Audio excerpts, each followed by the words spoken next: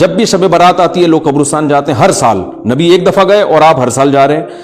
Number 2, جاتے جتھوں کی شکل میں. نبی تو چپکے سے گئے ہیں, تو آپ رات کو 2-2:30 بجے ذرا چپکے سے اٹھیں اور تنہائی میں جب قبرستان میں وحشت ہو اور اندھیرا ہو اور وہاں قبرستان جائیں, اتنا دم ہے آپ میں, تو ہم کہیں گے بھئی آپ نے نبی کی سنت کو زندہ کیا ہے. لیکن آپ تو جتھوں کی شکل میں جا رہے ہیں, نہا دھو کے جا رہے ہیں, خوشبو لگا کے جا رہے ہیں, تیار ہو کے جا رہے ہیں, اور جو کچھ وہاں خرافات ہو رہی ہیں قبرستان میں وہ تو ساری دنیا کو معلوم ہے. میلے ٹھیلے لگے ہوئے ہیں وہاں پہ, گولے گنڈے بک رہے ہیں, برگر بک رہے ہیں,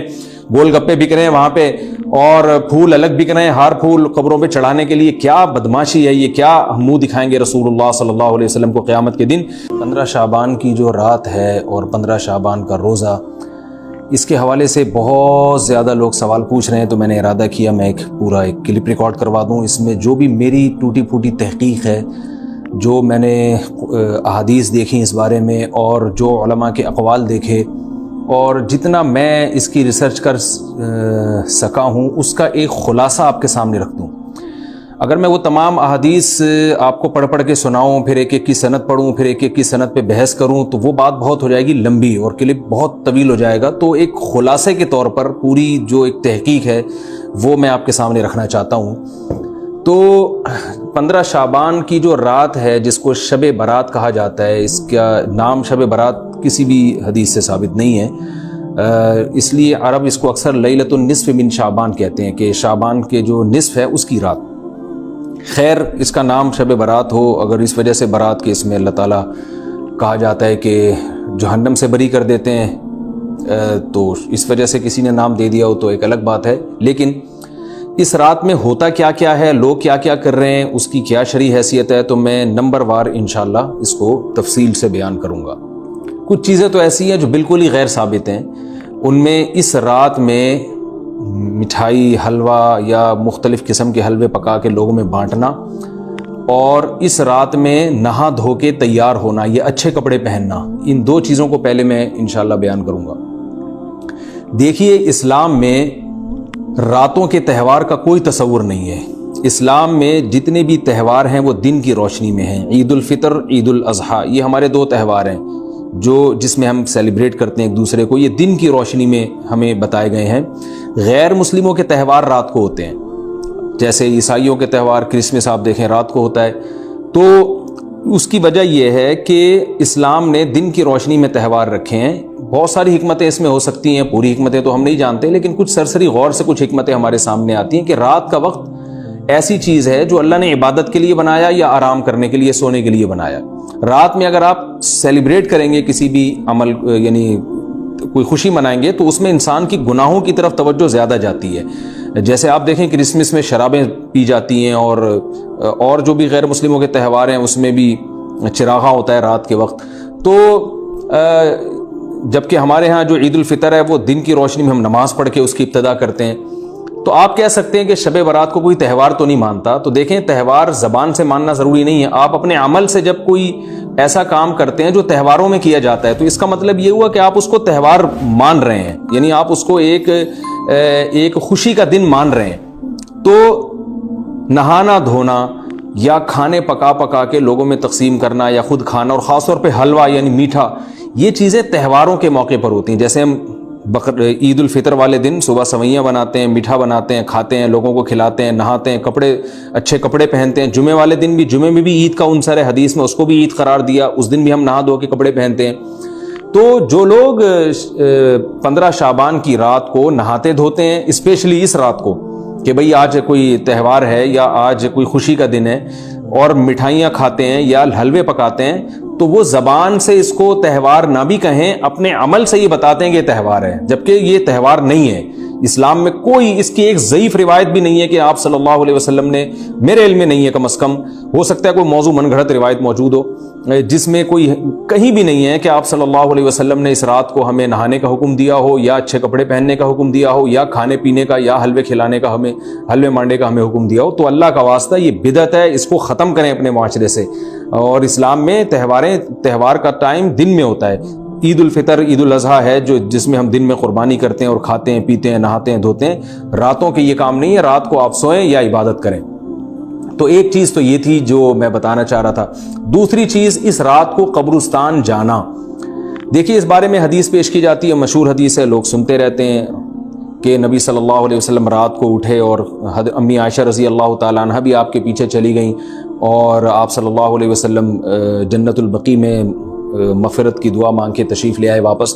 تو یہ حدیث انتہائی درجے کی ضعیف حدیث ہے، اور ایک تو ضعیف حدیث ہے، دوسری بات یہ کہ اگر ہم تھوڑی دیر کے لیے فرض کر لیں یہ صحیح حدیث ہے اور ہم کہتے ہیں کہ بھئی نبی صلی اللہ علیہ وسلم نے یہ عمل کیا ہے، تو صحابہ میں سے کسی سے ضعیف حدیث سے بھی ثابت نہیں ہے کہ کوئی اس رات قبرستان گئے ہوں. حضرت ابو بکر کے بارے میں کوئی روایت نہیں ملتی کہ اس رات قبرستان گئے ہوں، حضرت عمر کے بارے میں کوئی روایت نہیں ملتی، یہ کسی ایک صحابی کے بارے میں نہیں. تو آپ مجھے بتائیں کہ یہ کیسی سنت ہے کہ جو صحابہ کی سمجھ میں نہیں آئی اور ہماری سمجھ میں آ گئی ہے. تو مشرکین مکہ یہ کہا کرتے تھے لو کان خیرن ما سبقونا الیہ، قرآن مجید کی آیت ہے کہ اگر یہ اسلام میں کوئی خیر ہوتی تو یہ صحابہ ہم سے پہل نہ کرتے. یہ صحابہ نے ہم سے پہل کیا ہے، اس کا مطلب ہے یہ اسلام خیر کا کام نہیں ہے. تو مشرکین کو صحابہ سے چونکہ نفرت تھی اس لیے کہتے تھے کہ یہ چونکہ اسلام کو فالو کر رہے ہیں تو یہ اس کی علامت ہے کہ اسلام خیر نہیں ہے، کیونکہ خیر میں تو ہم صحابہ سے آگے ہوتے ہیں. اپنے بارے میں ان کا یہ اس خوش فہمی میں مبتلا تھے وہ. لیکن ہماری رائے کیا ہے؟ ہم یہ کہتے ہیں کہ لو کان خیرن لسبقونا الیہ. وہ کہتے تھے لا سبقونا، ہم کہتے ہیں لسبقونا، کہ اگر کوئی بھی خیر کا کام ہے تو صحابہ ہم سے ضرور اس میں پہل کریں گے. یہ ہو نہیں سکتا کہ خیر کا کام ہم کریں اور صحابہ نے نہ کیا ہو. تو اسی طرح میں یہ عرض کرتا ہوں کہ دیکھیں اگر قبرستان جانا اس رات میں سنت عمل ہوتا تو صحابہ یقیناً جایا کرتے. کوئی ایک صحابی تو گیا ہو، یہ کیسی بات ہے جو صحابہ کی سمجھ میں نہیں آئی اور ہماری سمجھ میں آ رہی اور ہم قبرستان جا رہے ہیں اس رات کو. چلیں اگلا اسٹیپ تھوڑی دیر کے لیے فرض کر لیتے ہیں کہ نبی صلی اللہ علیہ وسلم جو ایک رات قبرستان گئے، فرض کر لیں وہ حدیث بھی صحیح ہے. یہ بھی فرض کر لیں کہ صحابہ اگرچہ نہیں گئے مگر ہم صحابہ سے بھی زیادہ آگے نکلنے کی کوشش کرتے ہیں اور صحابہ کو سمجھ میں نہیں آیا، ہمیں سمجھ میں آ گیا. تو چلیں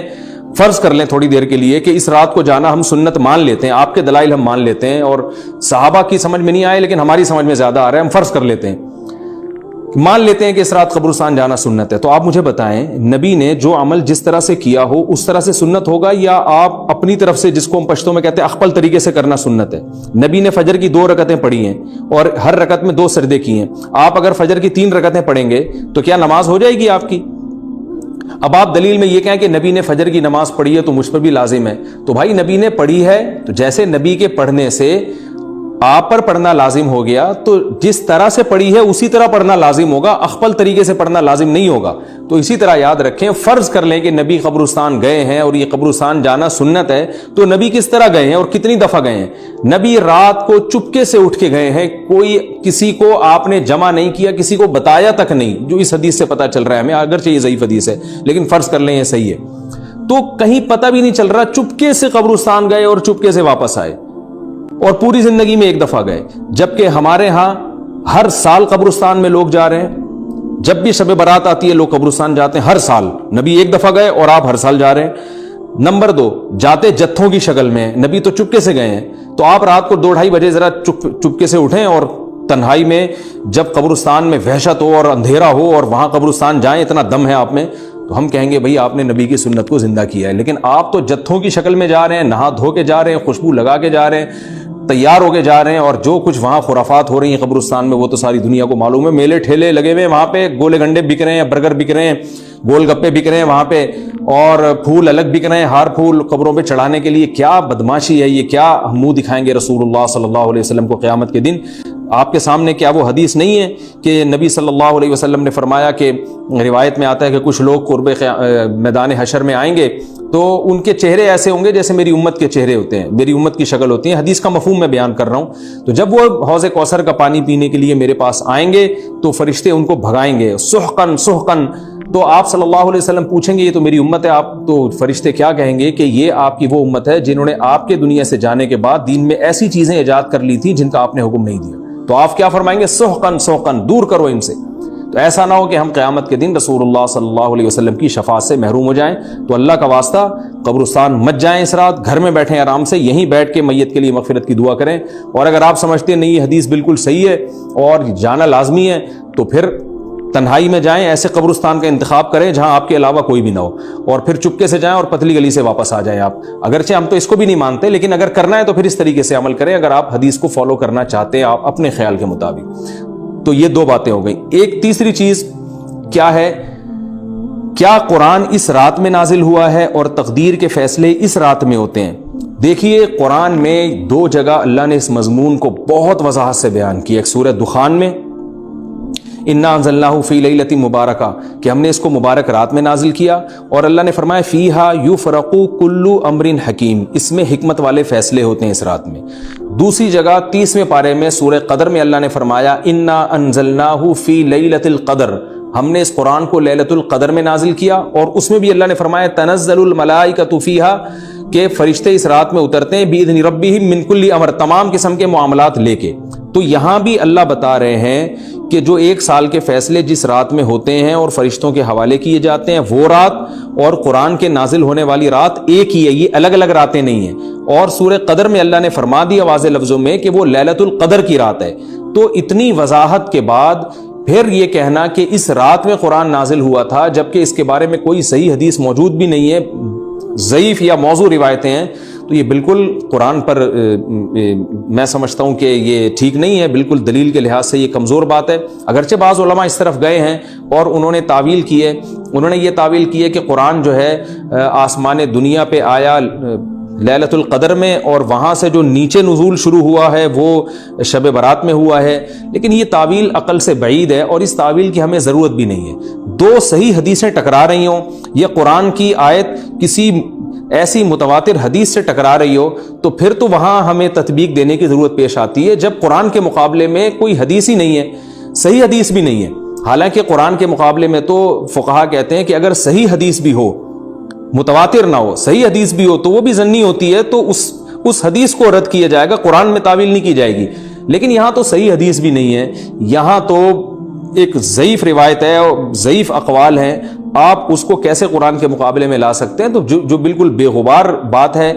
وہ یہی ہے کہ اللہ تعالیٰ نے قرآن مجید کو لیلۃ القدر میں نازل کیا جو رمضان کے آخری عشرے میں ہوتی ہے, اور اسی لیلۃ القدر میں فیصلے بھی ہوتے ہیں. اور بعض لوگ کہتے ہیں اس میں حرج کیا ہے کہ ہم 15 شعبان کو بھی فرض کر لیں, اس میں قرآن نازل ہوا اور لیلۃ القدر میں بھی. بھائی اس سے لیلۃ القدر کی ویلیو کم ہوتی ہے. اللہ تو لیلۃ القدر کی ویلیو بڑھا رہے ہیں کہ یہ ایسی رات ہے جس میں ایک سال کے فیصلے بھی کر دیے جاتے ہیں اور اس میں قرآن مجید کا نزول بھی شروع ہوا. تو جو جس رات کو اللہ نے جو پروٹوکول دیا ہے وہی پروٹوکول اس کو دینا چاہیے, آپ اس کو کسی اور رات کو نہ دیں وہ پروٹوکول. تو یہ تیسرا مسئلہ ہوا. پہلا مسئلہ حلوے مانڈے کا اور نہانے دھونے کا, وہ بھی غلط ہے. دوسرا مسئلہ قبرستان جانے کا, وہ بھی ٹھیک نہیں ہے. تیسرا مسئلہ کہ اس رات میں قرآن نازل ہوا اور فیصلے ہوتے ہیں, یہ تیسری بات بھی غلط ہے. نہ تو اس رات میں قرآن نازل ہوا اور نہ اس رات میں فیصلے ہوتے ہیں. چوتھی چیز کہ کیا اس رات کی میں عبادت کی کوئی فضیلت ہے سرے سے یا نہیں ہے, یہ ایک علمی مسئلہ ہے. تو اس بارے میں خوب اچھی طرح سمجھ لیں کہ اس بارے میں جتنی بھی احادیث ہیں جو اس رات کی فضیلت کے بارے میں ہے کہ بنو کلب کی بکریوں کے برابر مغفرت ہوتی ہے اور بکریوں کے بالوں کے برابر, اور یا جو بھی اس بارے میں روایات ہیں کہ سب کی بخشش ہو جاتی ہے سوائے اس شخص کے جو کسی کے دل میں کینہ رکھتا ہے, تو یہ جتنی اس رات کی فضیلت میں احادیث ہیں تو ایک بات تو خوب اچھی طرح سمجھ لیں, اس پر تمام محدثین کا, جہاں تک میں نے دیکھا ہے, تمام محدثین کا اتفاق ہے کہ اس کی فضیلت میں صحیح حدیث ایک بھی نہیں ہے. اس رات کی فضیلت میں ایک بھی صحیح حدیث موجود نہیں ہے. لیکن ضعیف روایتیں اتنی کثرت سے ہیں کہ ایک الگ محدثین کا اصول ہے کہ جب ضعیف روایتیں کی سندیں زیادہ ہو جائیں تو وہ حسن بن جاتی ہے, یعنی قابل قبول ہو جاتی ہے وہ, کیونکہ بہت ساری کمزور چیزیں مل کے اس میں کچھ قوت پیدا کر دیتی ہیں. تو اب جن علماء نے احادیث کے ضعف کی طرف دیکھا کہ ایک بھی صحیح روایت نہیں ہے, انہوں نے اس رات کا بالکلیہ انکار کر دیا کہ اس رات کی سرے سے کوئی فضیلت نہیں ہے. لیکن جن علماء نے اصول حدیث کی طرف دیکھا اور فقہ کے ایک اصول کی طرف دیکھا کہ کثرت روایات درجہ حسن تک پہنچ جاتی ہیں, ضعیف روایات, تو انہوں نے کہا کہ بالکل اس رات کی فضیلت کا انکار ہی سرے سے کر دینا یہ غلط ہے. تو جمہور اس طرف گئے ہیں کہ اس رات کی فضیلت کا بالکلیہ انکار کر دینا یا اس کی عبادت کی فضیلت کا بالکلیہ انکار کر دینا یہ ٹھیک نہیں ہے. لیکن کچھ علماء, وہ بھی بڑے محقق علماء ہیں, وہ اس طرف گئے ہیں کہ اس رات کی سرے سے کوئی فضیلت اسلام میں ہے ہی نہیں. اب میں دونوں طرف کے علماء کا کچھ تھوڑا سا تجزیہ پیش کرتا ہوں. تو جو علماء یہ کہتے ہیں کہ اس رات کی فضیلت ہے، اور فضیلت میں کثرت سے روایات ہیں، اور اس میں بڑے بڑے علماء داخل ہیں۔ امام شافعی رحمہ اللہ تعالی جیسے مجتہد بھی ہیں جو اس رات کی فضیلت کے قائل ہیں۔ باقی ائمہ سے مجھے جو ہے نا امام ابو حنیفہ سے کچھ نہیں ملا اس رات کی فضیلت کے بارے میں، اور امام احمد ابن حنبل سے بھی مختلف روایات ملی ہیں، اس لیے میں جزم سے کسی اور امام کے بارے میں نہیں کہہ سکتا، لیکن امام شافعی سے بہرحال اس کی فضیلت صراحتاً منقول ہے، اگرچہ انہوں نے بھی اعتراف کیا ہے کہ اس کی روایات کے بارے میں جتنی اس بارے میں روایات ہیں وہ ضعیف ہیں، لیکن وہی ایک اصول ہے کہ جب ضعیف روایات بہت کثرت سے ہوتی ہیں تو درجہ حسن تک پہنچ جاتی ہیں۔ تو اس اصول کے تحت جمہور اس کے قائل ہیں کہ اس رات میں عبادت اگر ہم کرتے ہیں تو دوسری راتوں کی نسبت ہمیں ثواب زیادہ ملتا ہے، لیکن جو بعض دوسرے علماء جو بالکل ہی اس رات کی فضیلت کے منکر ہیں، ان کے دلائل میں یہ ہے کہ یہ بات اگرچہ درست ہے کہ اگر ضعیف روایات کثرت سے ہوں تو وہ درجہ حسن تک پہنچ جاتی ہیں، لیکن وہ کہتے ہیں کہ کچھ قرائن ایسے ہیں جن قرائن سے پتہ چلتا ہے کہ جو ہے ان قرائن کو اگر سامنے رکھا جائے تو وہ ان کی رائے یہ ہے کہ پھر ان کا خیال یہ ہے کہ ان کا رجحان اس طرف ہے کہ اس رات کی سرے سے کوئی فضیلت نہیں ہے۔ ان قرائن میں ایک چیز یہ بھی ہے کہ اس کے بارے میں جو روایات ہیں ان میں بہت زیادہ ثواب کی بشارت سنائی گئی ہے، تو بعض محدثین کا یہ اصول ہے کہ کسی رات کے بارے میں یا کسی خاص عمل کے بارے میں بہت زیادہ کہیں غلو ہوتا ہے یا مبالغہ ہوتا ہے، غلو تو نہیں کہہ سکتے، تو یہ خود ایک اس طرف اشارہ ہوتا ہے کہ یہ ایک ذوف ہے، اگرچہ یہ کوئی اتنی مضبوط بات نہیں ہے، لیکن بہرحال جو علماء اس کی فضیلت کے بالکل منکر ہیں ان کی ایک دلیل میں آپ کے سامنے پیش کر رہا ہوں۔ دوسری بات یہ ہے کہ جو علماء اس کی فضیلت کے بالکل بھی قائل نہیں ہیں، ان کی ایک بڑی دلیل یہ بھی ہے، جن میں ہمارے شیخ حضرت مفتی رشید احمد صاحب رحمہ اللہ تعالیٰ بھی تھے، اگرچہ انہوں نے اس بارے میں کوئی صراحتاً فتویٰ نہیں دیا، لیکن وہ یہ اشکال ظاہر کیا کرتے تھے کہ شریعت میں جب بھی کسی وقت کی یا کسی خاص رات کی کوئی فضیلت آتی ہے تو اللہ تعالیٰ اس کو جو ہے وہ اس کا صحیح ٹائم نہیں بتاتے، بلکہ اس میں اختلاف ڈال دیتے ہیں۔ اس کی مثال ایسے ہے جیسے جمعے کے دن حدیث میں آتا ہے کہ ایک وقت جمعے میں ایسا آتا ہے جس میں دعا لازمی قبول ہوتی ہے، اب ظاہر ہے وہ بڑا فضیلت کا وقت ہے، تو وہ وقت ہمیں متعین طور پہ بتایا نہیں گیا ہے، اس لیے علماء کا اس میں اختلاف ہوا، بعض نے کہا عصر کے بعد، بعض نے کہا کہ 2 خطبوں کے درمیان۔ لیلۃ القدر کو دیکھ لیں، لیلۃ القدر کی فضیلت میں قرآن بھی ہے، بہت ساری احادیث ہیں، لیکن لیلۃ القدر کی رات ہے کون سی یہ اللہ نے اس میں ابہام ڈال دیا۔ طاق راتوں میں 21 بھی ہو سکتی ہے، 23 بھی ہو سکتی ہے، بعض بلکہ حدیث سے 22ویں رات کا بھی ہونا ثابت ہے، زیادہ امکان 27ویں رات کا ہوتا ہے، تو وہ متعین نہیں ہے۔ تو جو علماء کہتے ہیں اس کی سرے سے کوئی فضیلت ہی نہیں ہے، ان کا رجحان وہ ان کی ایک یوں سمجھیں کہ دلیل تو نہیں لیکن ایک استئناس کہتے ہیں اس کو، کہ اس سے ان کے اس نظریے کو تقویت ملتی ہے کہ اگر یہ اس کی اتنی زیادہ فضیلت ہے تو اس کی تعیین میں اختلاف بالکل بھی نہیں ہے، تو یہ وہ کہتے ہیں کہ یہ مزاج شریعت کے خلاف ہے۔ اور تعیین میں اختلاف ہوتا کیوں ہے؟ علماء نے بیان کیا اگر لیلۃ القدر کو متعین طور پہ بیان کر دیا جاتا نا کہ یہی لیلۃ القدر ہے تو بہت ساری اس میں جو ہے نا حکمتیں فوت ہو جاتی، جن میں ایک یہ بھی کہ اس رات میں جہاں عبادت کا ثواب بہت ہے، گناہ کا عذاب بھی بہت ہے، پھر اگر اس رات میں کوئی گناہ کرتا تو وہ اللہ کے عذاب سے نہ بچ پاتا، کیونکہ وہ اللہ متعین کر دیا کہ یہ لیلۃ القدر ہے، تو کیسے تم اس میں گناہ کر رہے ہو؟ اب معاملہ اللہ نے مبہم رکھ دیا کہ بھئی یہ بھی ہو سکتی ہے تو اگلے دن بھی ہو سکتی ہے۔ اور ایک فائدہ یہ بھی اس میں رکھا متعین نہ کرنے میں کہ لیلۃ القدر انہی کو ملے جو تلاش کریں، جو پورا عشرہ جاگیں گے ان کو لیلۃ القدر ملے گی۔ اگر اللہ اسپیسیفک دن بتا دیتا کہ 21ویں ہے، 23ویں ہے یا 25ویں ہے یا 22ویں ہے تو بہت سارے لوگوں کو لیلۃ القدر مل جاتی، تو اللہ نے جو مبہم رکھا ہے نا، تو ایک رات کی فضیلت اللہ نے بڑھا دی مگر اس کی تعیین میں ابہام پیدا کر دیا تاکہ جو پورا عشرہ جاگے گا اسی کو لیلۃ القدر ملے گی، اس کے علاوہ ہر آدمی کو نہ ملے۔ وہ ایک اللہ کی ایک حکمت ہو سکتی ہے اس میں۔ تو یہ 2 حکمتیں ہیں کہ اس میں گناہ اگر کوئی کرے تو اس پر عذاب نہ آ جائے، کیونکہ اگر متعین کر دیا جائے گا تو پھر گناہ کیسے تم کر رہے ہو اس رات میں، تو اللہ نے اس میں بھی ابہام پیدا کر دیا۔ جو گناہ کرنے والا ہے اگرچہ وہ بڑا گناہ گار ہے اس رات میں، چاہے وہ رمضان کا آخری عشرے میں کسی رات میں بھی گناہ کرتا ہے، لیکن کم از کم اتنا عذر تو ہے کہ اس کو کیا پتا تھا کہ یہ آج لیلۃ القدر ہوگی۔ تو جو 15 شعبان کی رات ہے اس کی بہت زیادہ فضیلت ہے،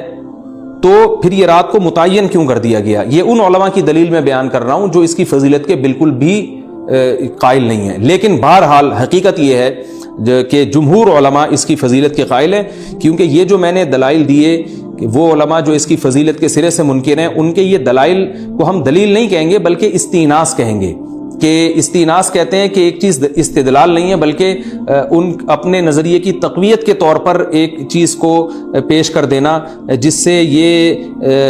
لگتا ہو کہ واقعی یہ صحیح کہہ رہے ہیں، اس کو استیناس کہتے ہیں، میں جو آسان لفظوں میں سمجھانے کی کوشش کر رہا ہوں۔ اور ایک استدلال کہتے ہیں کہ ایک ریسرچ کو، ایک پوری تحقیق کو۔ تو جمہور کا مذہب ایک